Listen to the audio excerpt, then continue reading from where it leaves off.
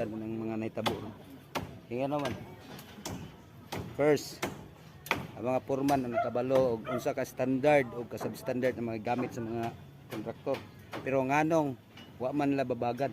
Wala man nila babagi. Nakaron kay nahitabo nga palpak ang inyong mga trabaho. Lipay ba mo magsudong sa mga tao nga sa inyong mga kapwa Pilipino nga nalumos sa baha tungod lang sa inyong mga trabaho? Wala na akong kuan.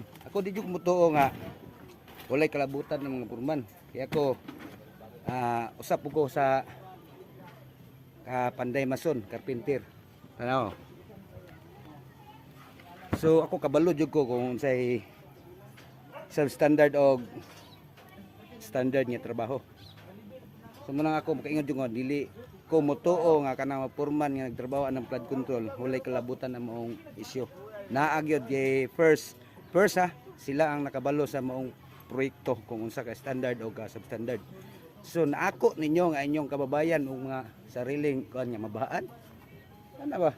Ay magpa tuntuan ng mga kontraktor nga nagdala sa inyo. Kay pag abot sa maon kamo lang gyapon ng konsensya. Karon na konsensya ba mo sa mga inyong gipang himo nga puros palpak na ba ang inyong kababayan? Makasurok